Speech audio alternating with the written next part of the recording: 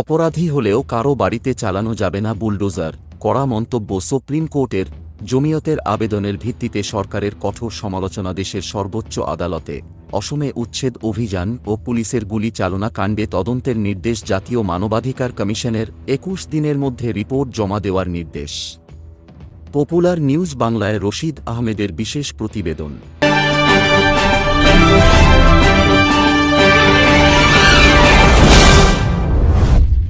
উচ্ছেদের নামে বুলডোজার লাগিয়ে মানুষের ঘরবাড়ি ভেঙে ফেলা যাবে না, এমনকি অপরাধী হলেও নয়। সুপ্রিম কোর্টের এই মন্তব্য নিয়ে দেশ জুড়ে ব্যাপক আলোড়ন সৃষ্টি হয়েছে। কোনো ব্যক্তির বিরুদ্ধে অপরাধের অভিযোগ থাকলেও তার বাড়িঘর ভাঙার কোনো পদক্ষেপ গ্রহণ করা যাবে না বলে কঠোর মন্তব্য করল দেশের সর্বোচ্চ আদালত সুপ্রিম কোর্ট। বর্তমান সময়ে দেখা যায় অসম সহ বিজেপি শাসিত রাজ্যগুলিতে বিশেষ শ্রেণীর মানুষকে লক্ষ্য করে যে কোনো অপরাধের বাহানায় চালানো হয় বুলডোজার, যা নিয়ে উদ্বিগ্ন বিভিন্ন মহল। সরকারের বিতর্কিত এই বুলডোজার নীতির বিরুদ্ধে ব্যবস্থা নিতে সুপ্রিম কোর্টের দ্বারস্থ হয় ভারতের জমিয়ত উলামা হিন্দ।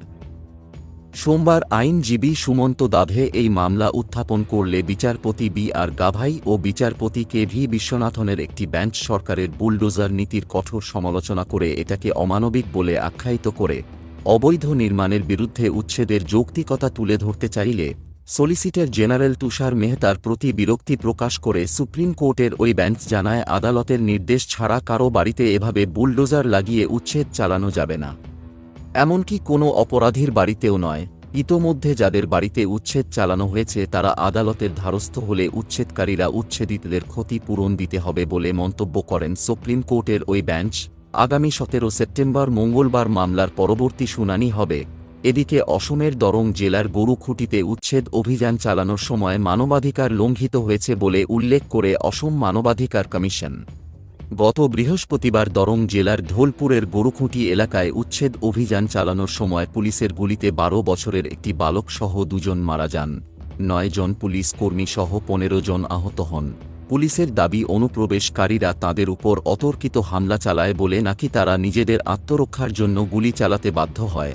ইতিমধ্যেই ওই ঘটনার বিচার বিভাগীয় তদন্তের নির্দেশ দিয়েছে অসম সরকার।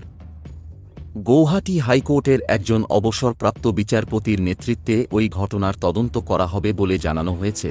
পক্ষান্তরে মুখ্যমন্ত্রীর ভাই দরং জেলার পুলিশ সুপার সুশান্ত বিশ্ব শর্মা সহ ডেপুটি কমিশনারকে সেখান থেকে সরিয়ে দিয়ে ঘটনার নিরপেক্ষ তদন্তের দাবি জানান প্রাক্তন সাংসদ রিপুন বরা।